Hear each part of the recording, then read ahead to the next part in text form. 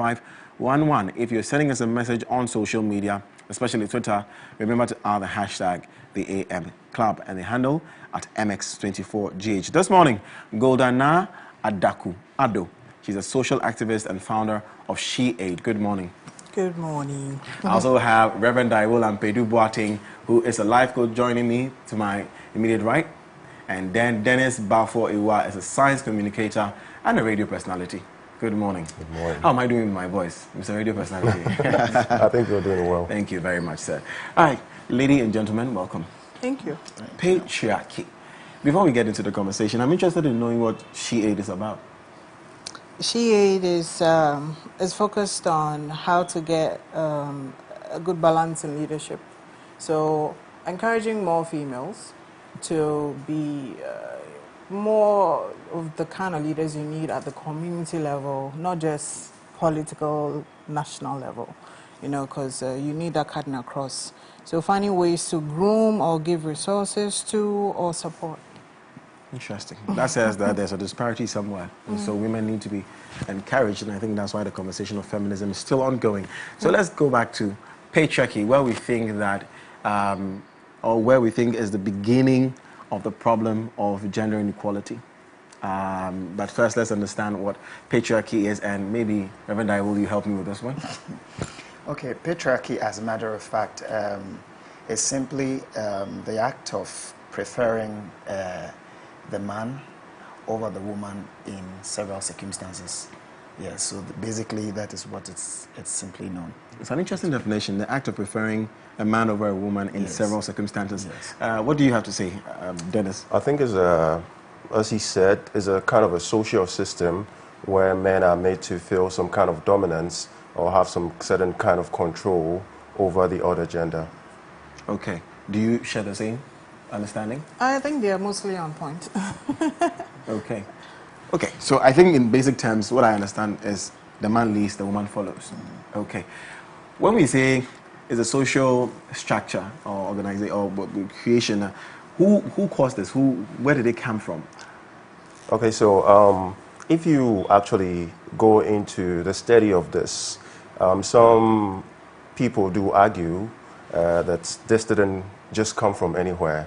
It's just been there from the time of Adam.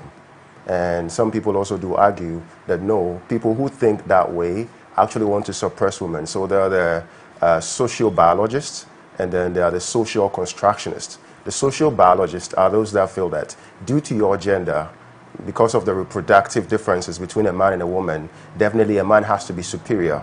And there are those that also think that no, you are of this view because you would want to suppress women. But even more in history, if you read more on Aristotle, he also had this kind of belief where he felt that a man is superior than a woman, and a man is more perfect, and imperfection cannot mix with perfection. So the man should lead, and then the woman should take some certain sub-roles over there. And this came all the way to the Egyptian times, to Alexander the Great, who was trained by Aristotle anyway. So people have this belief that this has existed, and it didn't just exist in like boom like that, or maybe at different times. It came in a particular fold, because in certain dynasties in China and all of that, the role of the woman or what a woman is expected to do is a bit different from what is expected of the man.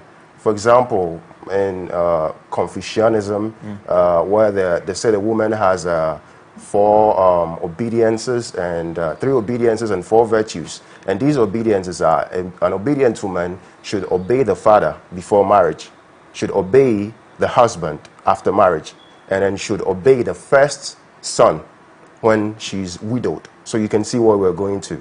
And then they talk about the virtues, where she should have a sexual priority or satisfy the man sexually, be modest in dressing, be hardworking, and have a good way of talking to the man. So these things have existed way, way before.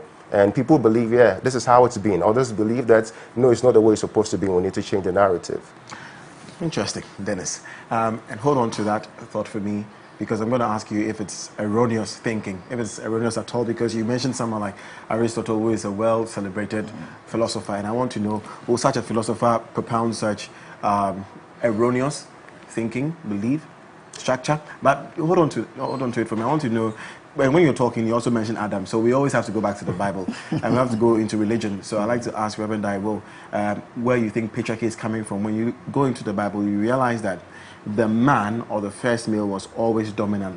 It was almost like what God asked for. It was a decision from God, like, you know, give me your first male son. Your first male son shall do this. So is that where patriarchy probably came from? It actually came from the area where God gave Adam the opportunity to name the animals and everything God created. And after he named everything, he didn't have the opportunity to have anything that was his companion or anyone that was his companion.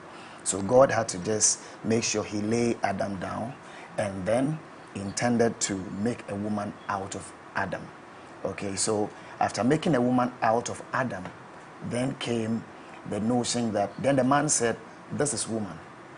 This is bone of my bone and flesh of my flesh. So indirectly, it will be said that God named, because he is the creator of the man, he named the man.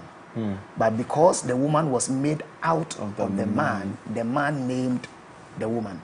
So even to the point of, when having this discussion inside, even to the point of when the serpent had to eat the fruit, push the woman to eat the fruit, the woman gave it to the man to eat, and the consequences were spelled out. They were spelled out with this knowledge. It says, number one, the man is going to have challenges in tilling the ground. Number two, the woman also would have challenges in bearing. Number three, the woman, when she comes back, would still desire for the husband. Number four, the serpent would sting the heel of the child. Number five, the child will bruise the head of the serpent. Number six, the husband will rule over the woman. Yeah. Right. You understand? Right. The husband will rule over the woman. So I was just posting this question. If it's okay that you believe that God created you and brought you here to do this,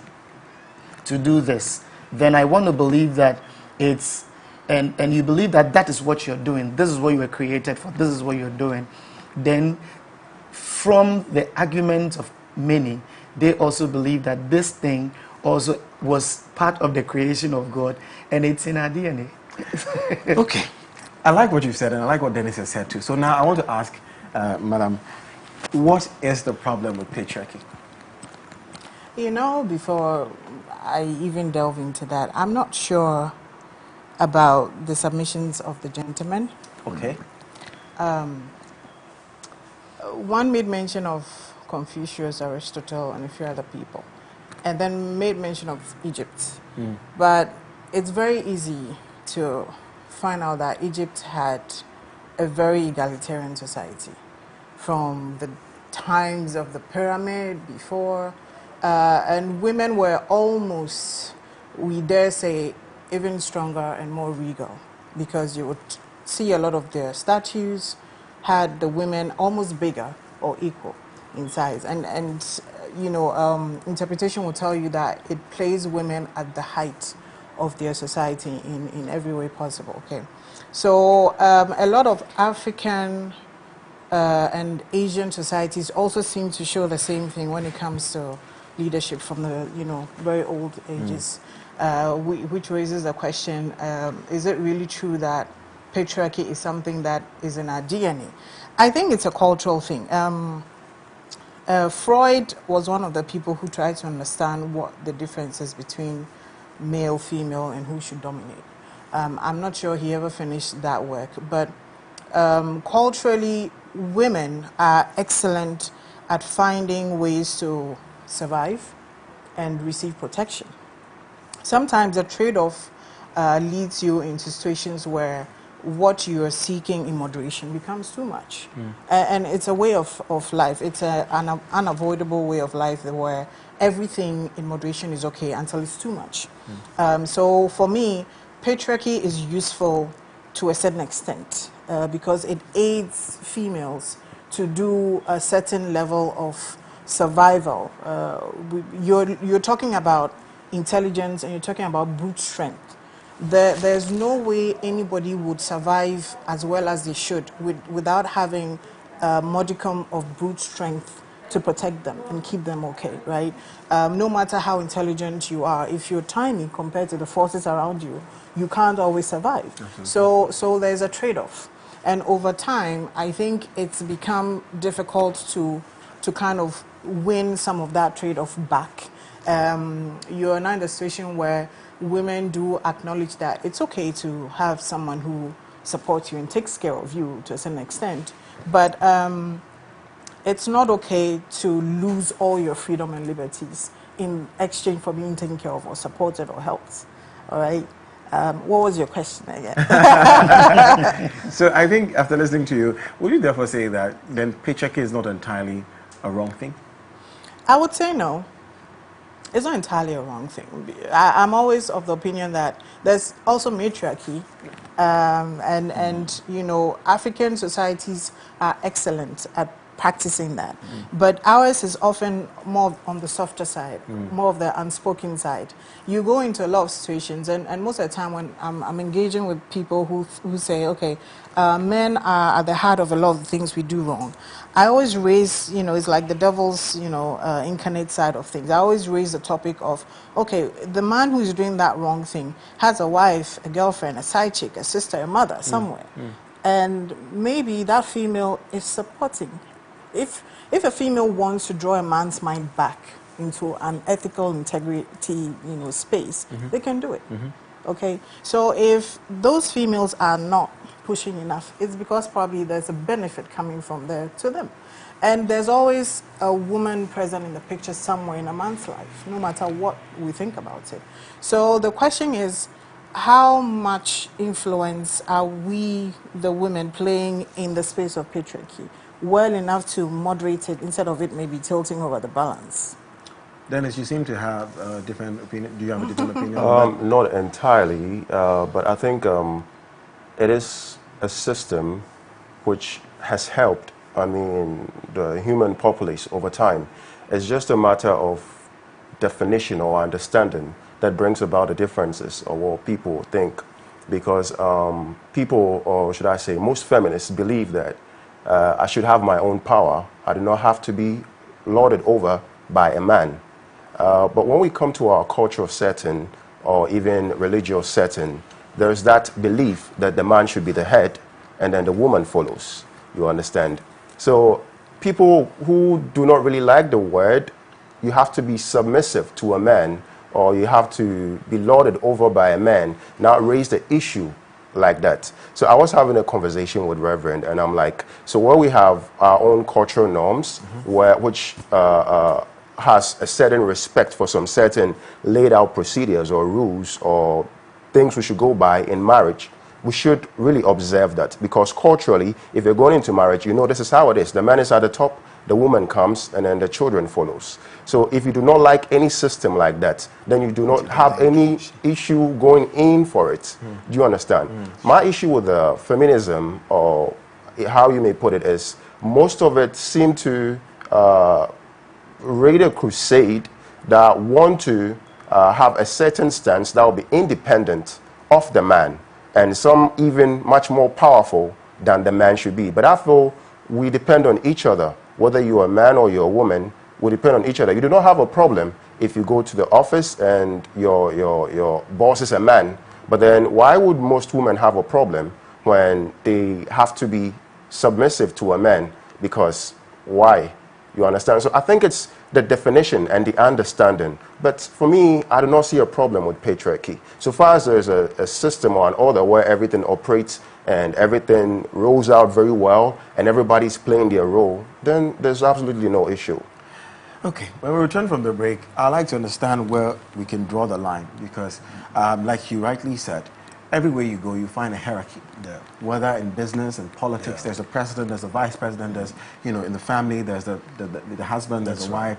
In the office, there's the boss, there's the manager, so why is it that patriarchy in itself is being questioned? And, you know, like you said, feminism is pushing so much to sort of draw for the want of a better word, have that separation and feeling free from the man. Okay, when we come back, I'd like to understand that. Guys, you're watching the AM Club. We'll be right back.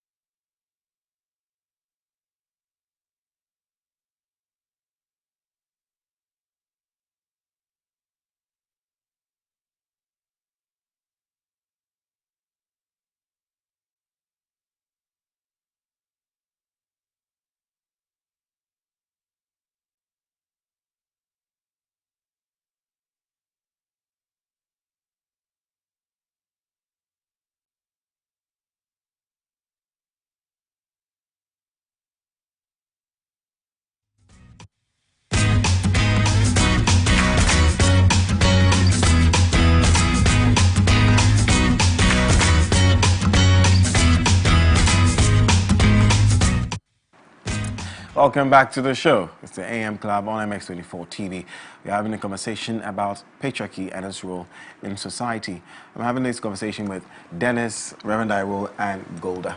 Ladies and gentlemen, good morning again. Morning. So before we went for the break, we were having this conversation, but now I want to ask, I changed my mind a bit. I want to ask what role patriarchy plays in modern society, in our society today, given account of what is happening also in Iran. Yeah. What role does it play in our modern society? I think unofficially, it's still very critical to a lot of people's survival. If overnight we succeeded in toppling patriarchy, the question is, what gaps will it leave? And have women in the middle of our push to balance the scales, have we also built ourselves to the point where we can step into some of those spaces, or are we talking shop, right? I will refer to some of the comments that Dennis may have raised, and Reverend I will, that, you know, this is a natural way of things, but culture is not the same as religion. So I'm not really sure that the hierarchy you will find in culture for family units is the same that applies religion in religion, right? And in the cultural space, the woman is called to everything in life, in the basic unit, whether she's playing a role as a caretaker or a daughter or a child, a parent or a spouse.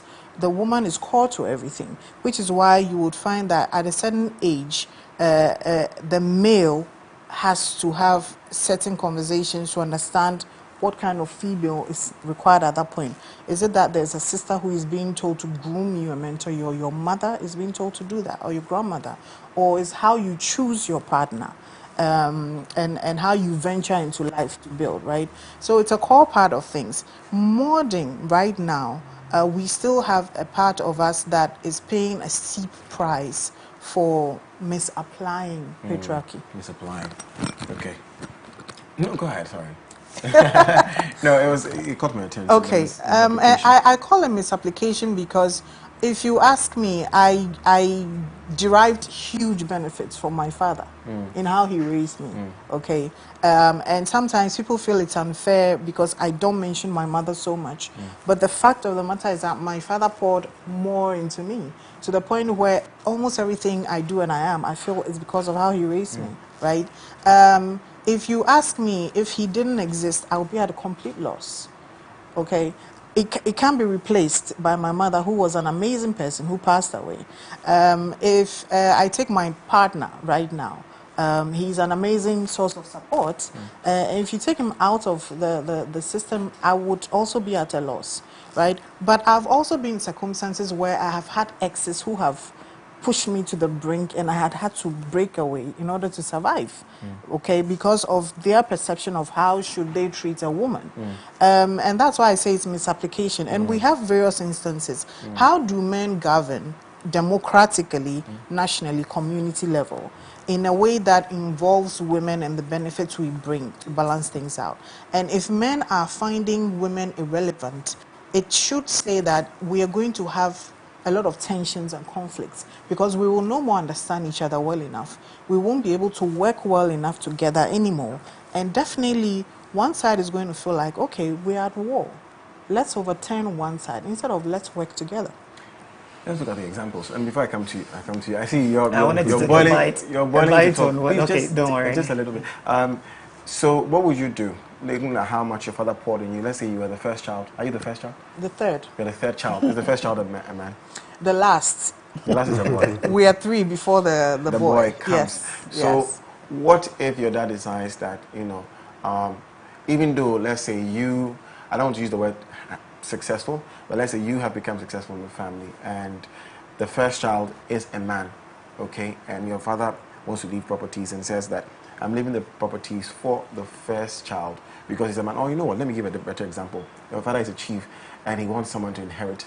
When he's gone, somebody has to inherit, like the British monarchy.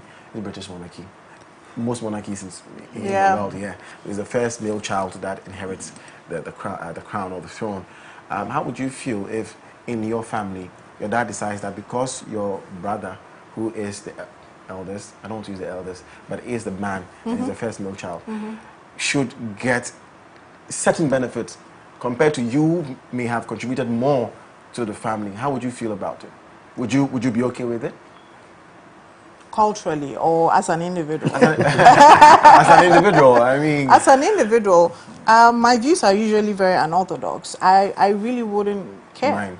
I wouldn't mind, I wouldn't care, because we live in a family structure where we depend on each other. So I know if technically, ceremonially, in name, he wants to do this, we would still be working together in such a way that I know my brother will not be able to do so many things on his own. We're always working together. And even if he doesn't, I'm still okay, because my father didn't raise me to expect someone to feed me, you know, and hand over property to me. Let me turn this around. I think a better question would be if you were the firstborn. If you were the firstborn and your brother is, say, the second or the thirdborn, and he's getting that benefit, you still over me, over you will still be okay with it?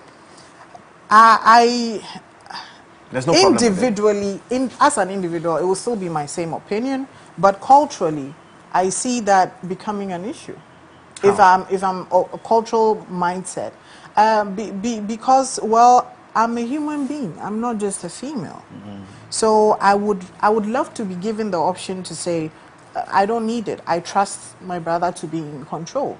I wouldn't want someone to assume and kind of ignore my existence just because of my gender or my sex. Please, permission to take your bite now. Okay, so I think from numbers, I'm speaking from the religious angle, of course, and it might delve into the cultural settings. In Numbers 27, the daughters of Zelophehad rose a strong argument. They went to Moses and were demanding for their father died. They went to Moses demanding for their side of the property. And when they got there, Moses said, no, you are not, your father never had it. The man had 5 daughters without a male son. And in their cultural stance, if the person doesn't have a male son, his property is handed over to the man's family. So they went and told Moses, Moses, we need our property. And Moses told them, no, I can't give it to you because you don't have a male son. Your father doesn't have a male son. You don't have a brother. And they said, no, even though we don't have a brother, we still deserve what our father fought for. So we think you should give it to us. So he went to God and asked God. And God said, the ladies are right. Give it to them. Okay. So he handed over their properties to them. But there was a problem as time kept moving.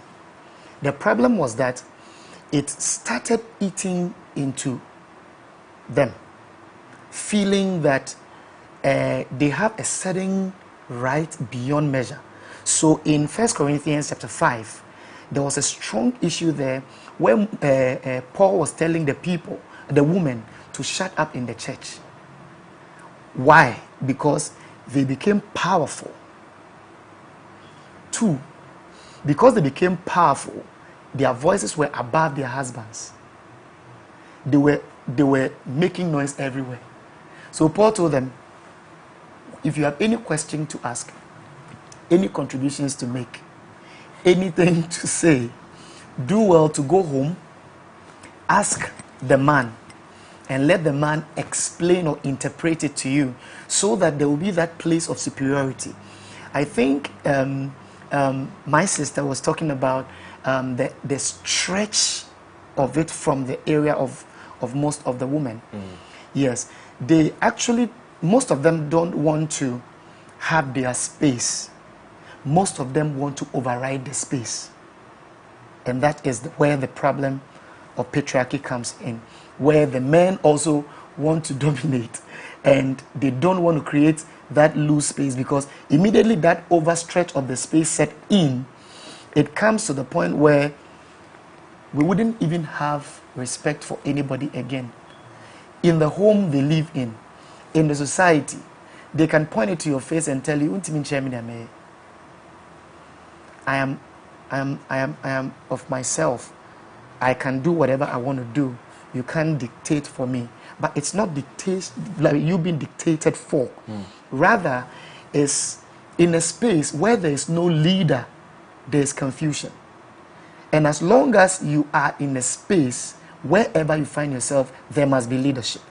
And there must be followership. And there must be followership. And one must, come what may, submit to that. So most of the, let's say, feminists and all of that, they are not actually fighting for a space. They are fighting to override. Okay. That's the problem. Just so we don't make feminism the... No. I'm not I get actually what you're saying. basing on that. It's in the general sect. That's what I mean. Dennis, I mean, from what we said, everywhere you go, there's leadership and there's followership. Yeah. Do you believe that men should lead and women should follow? Okay, so I think it depends on the group of people that we're talking about, or the people in relation to this. So where society demands or says that when I get married, I am the leader, and then my wife follows. If I'm getting married, then I know that I'm the leader. But then it just behoves me and my wife to say that, you know what, I would want you to take the leadership role while I sit back. Nobody would arrest me for that. Then you change the culture, you change society. Yeah, but then that's if you're going in accordance with society, that is it. It's more like having but why you want to overturn things, that is your personal decision. If I want my wife to lead, there's nothing wrong with that. That is where your in-law will come in. That's where your father will come in. That's Well, say, that's yeah. With those external forces being negligible, not coming in, I feel that it's a decision based on two people. I don't think it's compulsory that the man should always be the leader. But while you want to follow a certain line, perhaps culturally in the account setting, where you get married, the man is the leader, obviously. But then sometimes you go to some certain homes and you realize the woman is actually even taking up more leadership roles than the man. And they are okay with it. Do you understand? A nation is built, let me be careful, a nation is built by society. Yeah. It's a set of cultures that have come together to build the nation we have. Okay. Would you therefore say that even in government, you know, we are practicing the culture we have as a people, and that is why we are where we are, and therefore patriarchy will be a natural thing no matter what? Because if culturally we are patriarchal society, aren't we? Ghana, would you say Ghana is a patriarchal society? Yeah. Practicing culturally. Yeah. Then at the national level, it's going to be so. In business, it's going to be so. Will that therefore mean that patriarchy will always be that natural order that will balancing? No, so the balancing, okay, so if you read the Creation of Patriarchy, okay, so Creation of Patriarchy by Gerner Lerner, you're going to know that patriarchy exists in every society, even though you cannot, it's invisible, it just exists. Most of the times, most women will just want men to take the roles.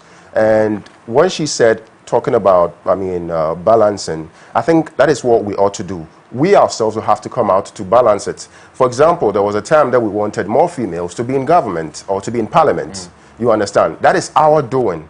So where I know that there's a male candidate and there's a female candidate, just because I want to change the system or balance the system, I would vote for the female candidates. Nobody is telling you or coming from our side to tell you to do that, but you know that we need to balance the system so that the two genders, if I should put it that way, can coordinate, and we'll have some certain level of confidence. Because other people also believe that where there are so many men and then lesser women, then it means the men are dictating to us. So if you find all over, whether in the media space and all of that, we do give more preference to men. It's the men always dominate. We do not do it inside our house or in our houses only.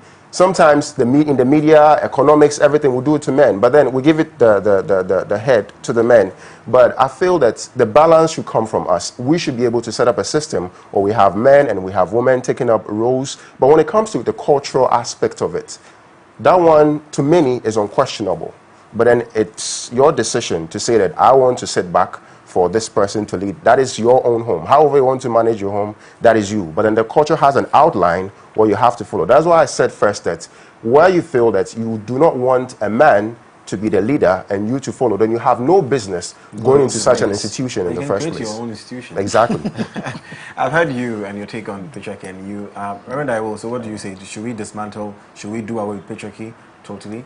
Or do you agree to what we've said about balance? Qatar 2022, we will be going, but there are laid down measures when you're going to Qatar. They said you can't drink in the public space, and no bisexuality and all of that in that space. So that is what they hold on to. And if you come there and you're found doing anything like that, that means you face the fury of their law. And the world cannot abort that. That is what they stand by. We are in the space of democracy, but this is what they believe in. You can't take it away from them. And that is what they stand. So anybody going there is going to stand by that law, because the law of a state is sovereign from the other. You understand me? Now, if we want to say that, is it going to be like that or not? Is it going to be like this or not? This is what has stayed all these years. And I don't think it is going to end anytime soon. And even Africa, we have been more even cool with some sort of, I mean, you know, I'm talking about the America. US, the USA is a different. You understand me? But because anything we say we are learning from the Western world. We are learning from this. We are learning from that. You see, so in Africa, we've been good enough to embrace some sect of it, and then it worked. So if in your own space you feel that you are not a good decision maker, and your wife is good at that, and you want it to be so, that is your space. You can do what you want to do. But I don't think the broader spectrum of society and culture is ever going to be ready to accept what we want, we are looking at the moment. Yes. Okay. Finally, and maybe you all can touch on it a bit before we go. Barring the toxicity or the stretch when it comes to patriarchy and how it can degenerate into something we don't want, would we say, or should we say, that patriarchy is better? Let me start from who is a leader, who is a boss. We have both, but one can choose to be one or the other. And I'm saying this because patriarchy is all about who is in charge, right? In patriarchy, you can choose to either lead or to be a boss. A leader is not just one who has followers. A leader is one who also creates other leaders, right? And in leading, you are someone who should be naturally capable of delegating, of creating, influencing, impacting, in order to find other people who become capable as you or more. And that is what leads to development. So one does not even need to be in a position of full leadership or to be at the top. They can impact their space, and it helps everybody to just go along. So I just want to, for toxic patriarchy, we need to keep in mind that what we want are leaders. If a leader is in a patriarchal society but knows that I have to be a leader, I'm not just a boss who, issues commands, then we should all be okay. Yeah. Nice. Toda. Dayo.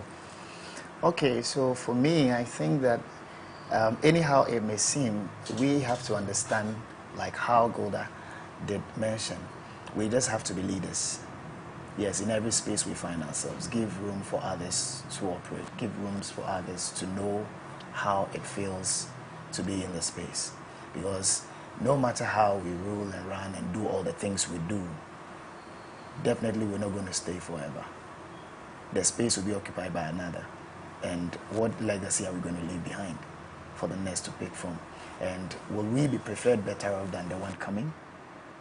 And I think it's very essential. Okay. And I think essentially what the Bible also calls us to do as Christians is to treat other people as Christ treats the church, isn't it? With even 1 Corinthians 7 says the man should love his wife and the woman as Christ, and the woman should also pay obeisance to the woman, and the man, sorry, yes, the woman should pay obeisance to the man.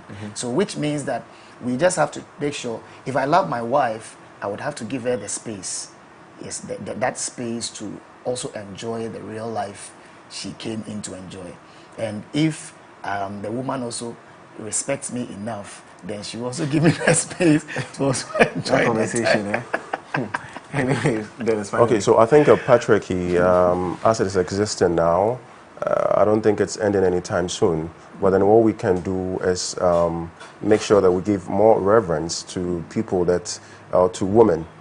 Get them in more positions, bring them on board in the decision-making process, and then make sure that we are doing it together. You understand? But we should also make the woman understand that even as though the man may be above, you also have your own certain space to operate, where you are your own lord to do certain things. You shouldn't create that kind of confusion where women will feel that you're lording over me and that is not right and I have to overtake you. I think coexistence is everything, and that will make the world move forward. Very beautiful. Golda, do you have any initiative coming up with She Aid? We are running a few projects where we are engaging a few communities. We do that consistently. Okay. So just type in my name on Google, and normally it pops up quite a lot of things we're doing.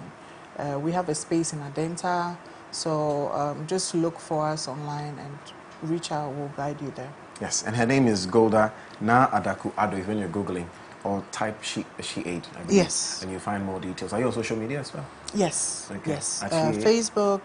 I think using my name is what will lead you to all the other. These okay, yeah. All right, yeah. That's fine. And Reverend Daiwo Ampedu Boateng, life coach, thank you so much. You're welcome. I appreciate your time. Dennis Bafoewa, science communicator.